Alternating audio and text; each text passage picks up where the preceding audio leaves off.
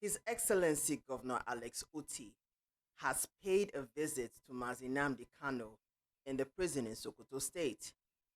Is this medicine after death? Stay tuned and find out.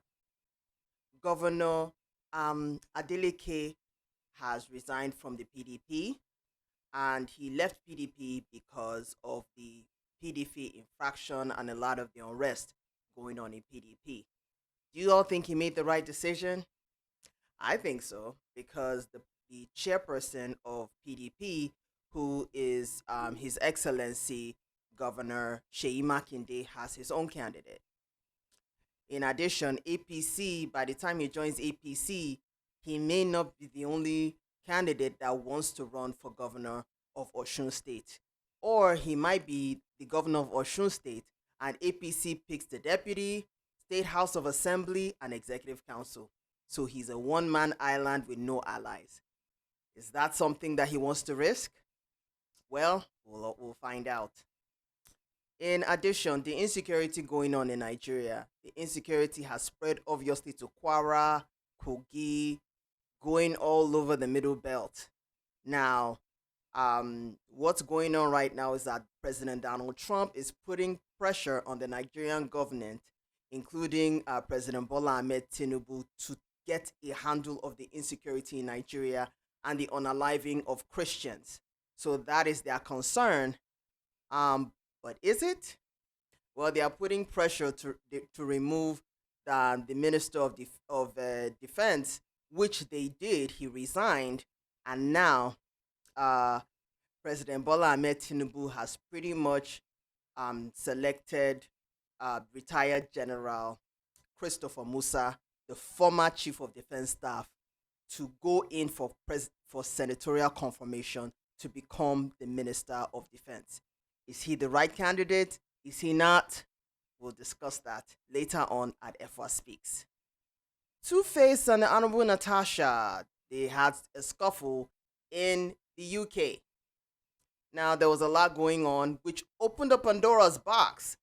Daddy Freeze conducted a live telecast on social media where Tubaba's manager shows up and says, hey, there's fire on the mountain. Tubaba is owing money. Natasha is keeping all his money. He's not being managed right because Natasha is sabotaging his business. And Tuface now came on and said that the manager should shut up, and there was a scuffling between him and the Honourable Natasha.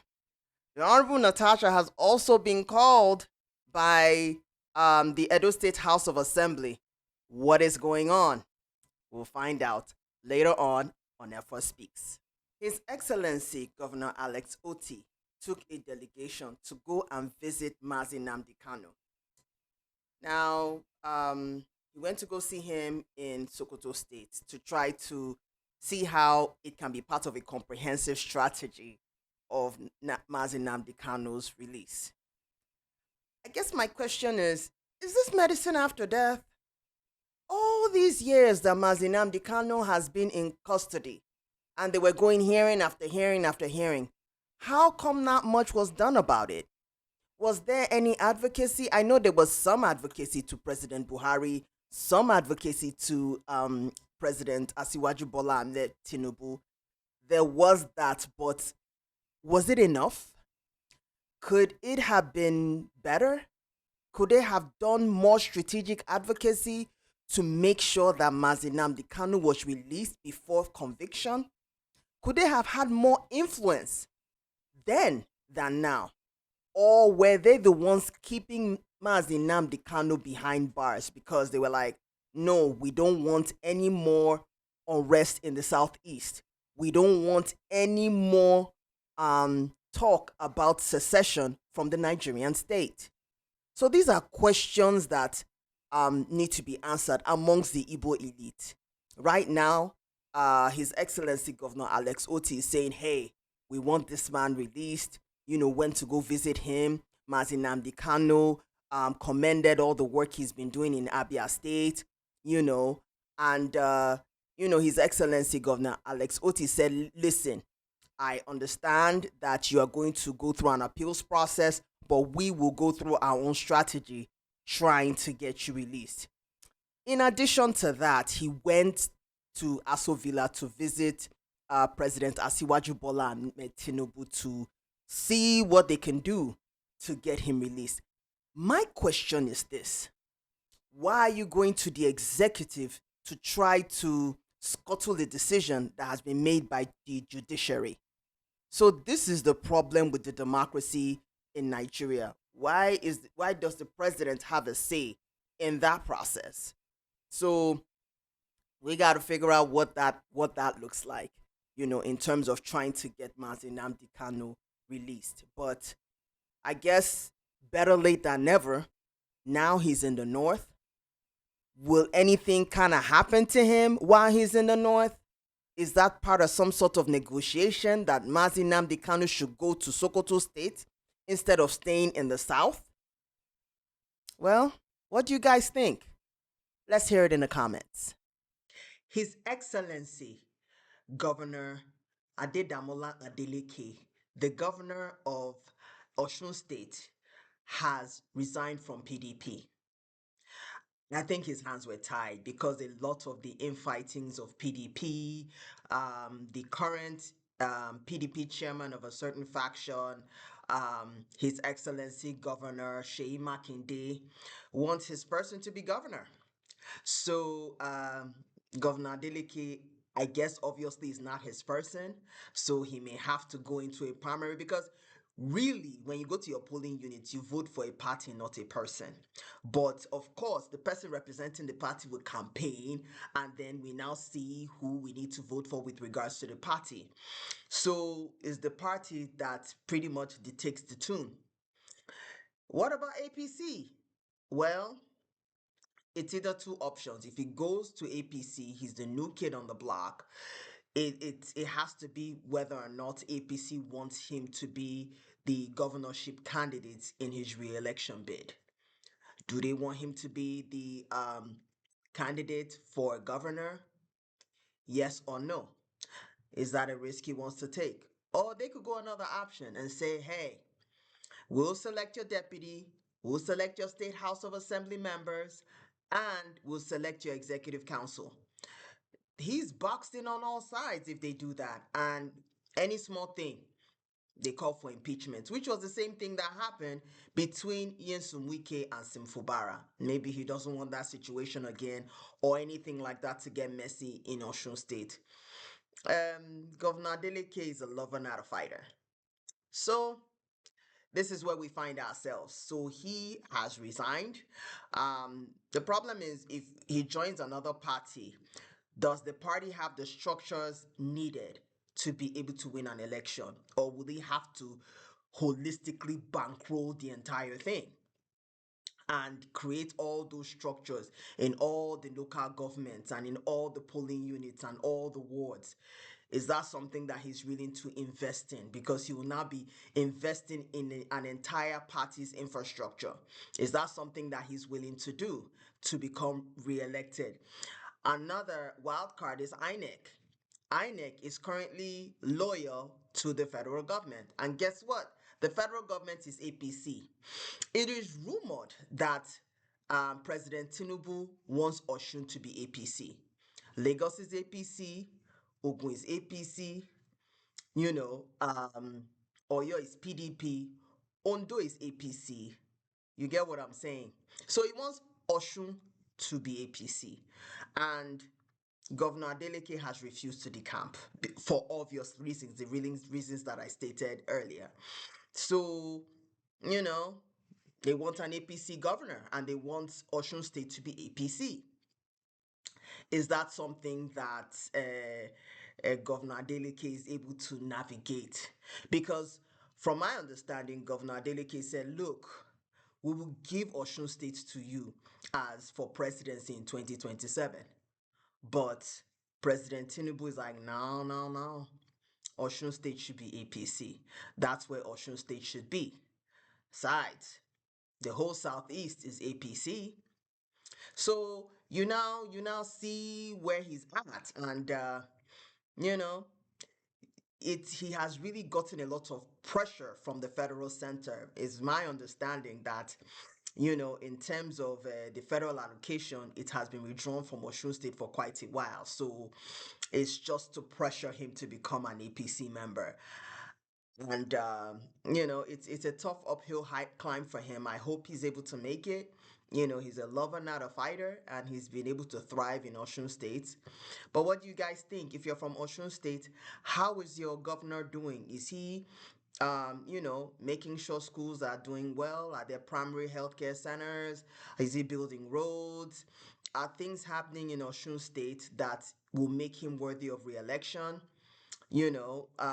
Will you support him as a people in Osun State, in terms of his re-election bid? Let me know your thoughts. Let's hear it in the comments.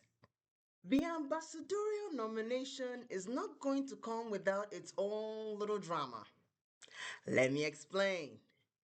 So you have Reno Mokri, you have Femi Fani Kayode, and you have the former INEC chairman, Professor Mahmood Yakubu. Professor Mahmoud Yakubu is really not my problem because I have a feeling that he's going to be confirmed. But Femi Fani Kayode, the former Minister of Aviation, and Reno Omokri, those are the two that I think that Tinubu can use to exact his revenge. Why do I think so? Let me explain further. So when Nasir El-Rufai was being confirmed, when President Tinubu was trying to get his cabinet together, there was now an issue before the Senate concerning his confirmation. And then there are issues with regards to insecurity, in terms of the scuttlings in southern Kaduna. Things just started coming up from mid-air and from left field. So Tinubu had to unfortunately remove him. He was not confirmed. Somebody else was selected. Why was that? Let me explain why.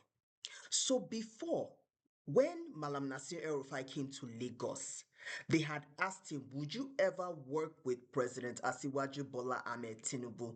He said that, how can I ever work with a drug lord? He said that. And one thing about President Bola Ahmed Tinubu is he does not forgive and he does not forget.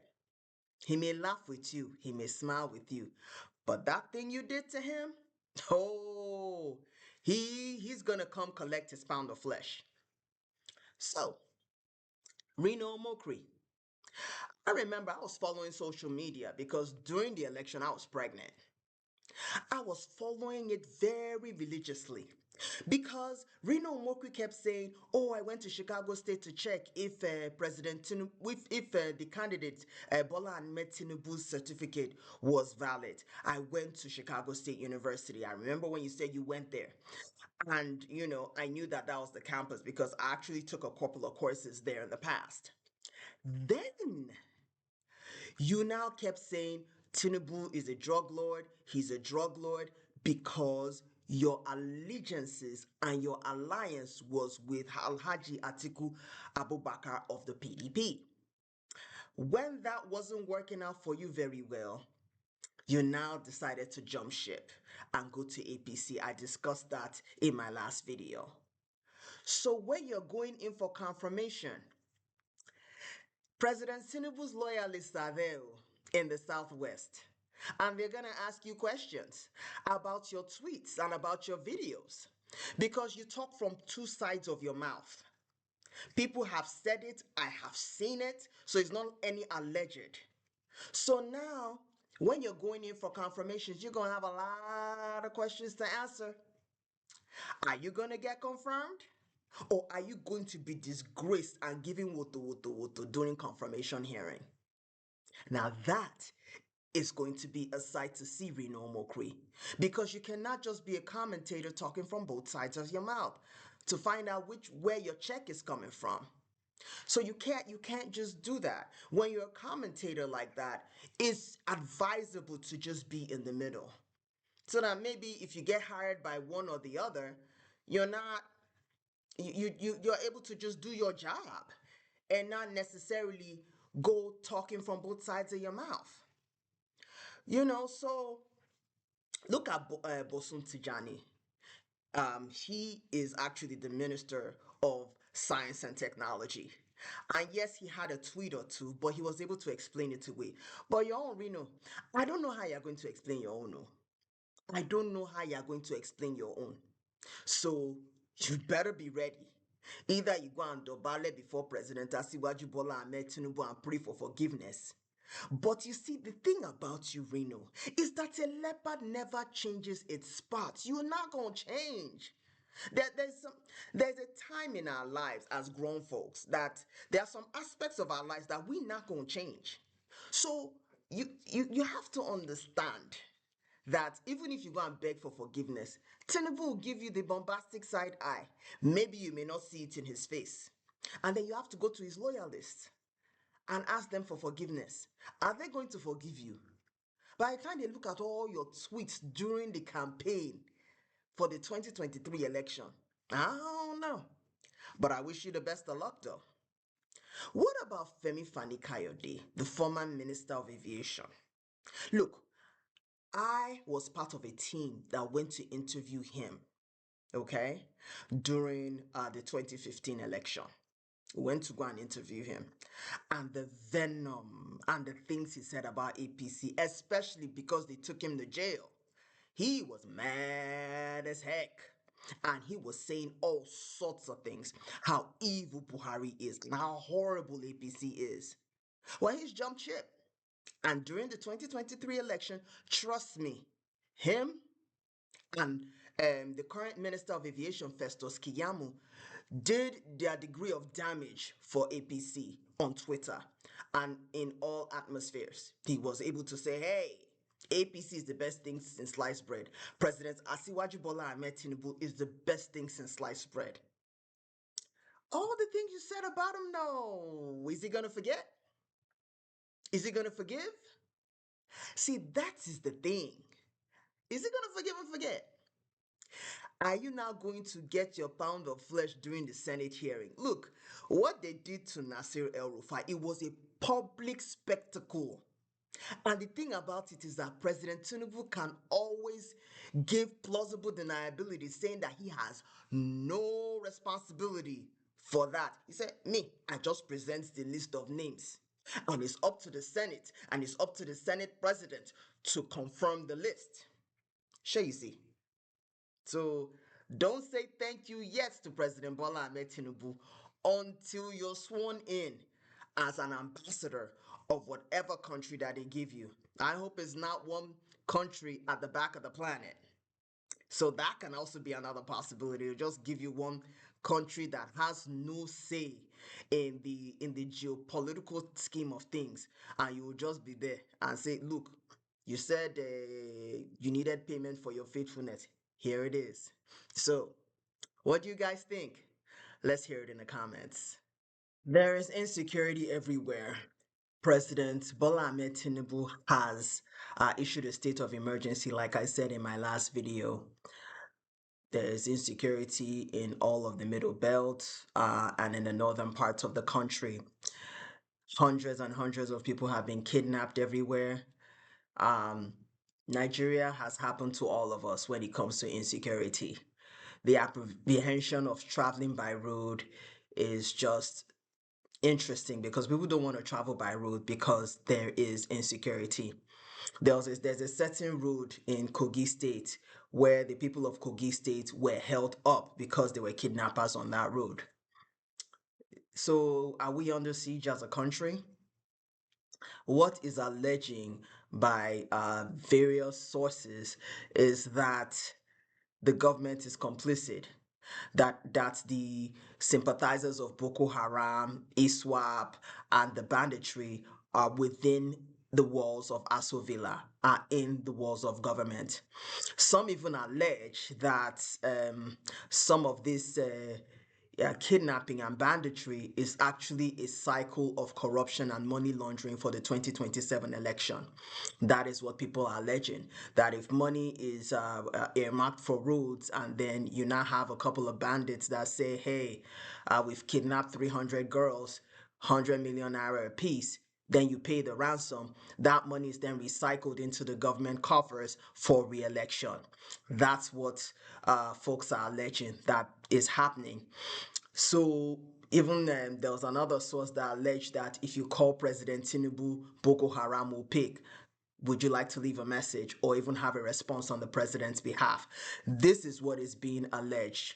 Remember sometime last year where Canada called Nigeria a terrorist state, where Canada called PDP and APC terrorist organizations? Is there some truth to that? Well, President Trump is putting pressure on the federal government to get a handle on the unaliving of Christians. But there's a video saying that they want a share of our minerals, that America wants a share of Nigeria's minerals. Trillions of dollars are under our ground. And some of the ethnic cleansings and a lot of the unalivings in various villages are mining sites. That is what they are saying. So is America trying to come to get their piece of the pie while hiding under the umbrella of addressing the unalivings of Christians? Where were they when a lot of Christians were being unalived over the past couple of decades in the Middle Belt? It wasn't of their interest then. Well, now it's their interest to tackle this insecurity. Why? Why now? So now, the Nigerian government is under pressure so that Nigeria is not overrun with U.S. troops coming in to fight insecurity like they did in Iraq, in Syria, and other countries that we cannot mention right now. So this is what is going on concerning the insecurity. If we get other member states coming in to intervene in matters, it might get worse. Well, the Minister of Defense resigned from his position by pressure from the United States because it is said that he is a Boko Haram sympathizer based on video evidence. So now we have President Tinubu has appointed the former Chief of Defense Staff, retired General Christopher Musa. He is now going in for confirmation and he's having a bit of tussle with the Senate. But if he gets confirmed, he will be the new Minister of Defense. Very Dark Man is saying that he is a good man, that he wants to make sure that they end insecurity with the help of the Nigerian state, citizens, security agencies, and all stakeholders involved. So, what do you guys think with regards to what they're saying about government's complicity in the current insecurity in Nigeria? Let's hear it in the comments. Tuface said he wanted peace. Now, he's got war. Tuface and the Honourable Natasha were caught in a scuffle in the UK. And this has opened a Pandora's box of people saying that Tuface is under the Honorable Natasha's thumb, that he's under her thumb, that she is collecting his money, she's sabotaging deals, she's making him owe money to his vendors, she's collecting all his money, and Tuface is allegedly trapped in a marriage where he's not sure. Based on what they are saying, it is also alleged that the Honorable Natasha is still married and her divorce has not been finalized. So he's in a bit of a conundrum, right? Now, Daddy Freeze had a live broadcast because Two-Face and Daddy Freeze are actually friends. So out of concern, Daddy Freeze called a live broadcast and said, hey, Tubaba is my friend. I want to figure out what the heck is going on, you know. So people at Tubaba's team began to talk. And I think they are talking because of plausible deniability, as in proof of I said something, no, God forbid, if anything happens, they will not say I didn't say anything. So he said quite a bit on that video, in terms of that Two-Face is owing quite a few vendors Two-Face, has missed collaborations with other artists. Two-Face has missed different opportunities because of Natasha. She's always on his phone, and also his social media is posts concerning his marriage and all that. And this is a huge issue, saying that she doesn't even want him to take care of his current kids. She just wants to corner all the finances, you know. So this is really, really interesting. And Two-Face came on live and told the manager to shut up. And then all of a sudden, there was a scuffle between him and the Honorable Natasha, because you could hear, put me on, put me on, put me on. That, we heard it in the video. So now, the Edo State House of Assembly has summoned her to answer some questions about why her personal business is all over social media, you know, presenting the House of Assembly up for ridicule. So this is something that, she has to answer for. So what do you guys think? It's alleged that, no, it's not alleged.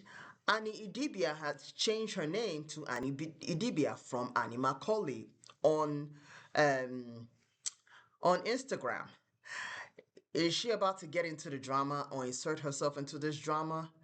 I don't think she should enter into the drama. I think she should watch the drama unfold, hold her popcorn, and crunch on that popcorn. I don't think she should just, I don't want to hear pim from her. She should just be watching. Shay, he says she's Wahala. Enter his peaceful marriage. And what they are alleging, what is causing the scuffle is substance abuse. So there's a lot of substance abuse in the relationship, which is causing an augmentation of their behavior. I wish Two-Face the best of luck. I have met Two-Face. Two-Face is a nice person, very easygoing, just chill guy, you know. Yeah, he has problems with women, he has issues with being faithful. That's not a small thing. But he's a pretty cool guy. He just seems to be pretty chill. And, you know, a lot of storm has come at his doorstep. He invited that storm in my opinion. What do you guys think about Two-Face? Annie and Honorable Natasha. I think Annie should just chill, eat some popcorn, drink, take a nice glass of martini, and just watch everything unfold.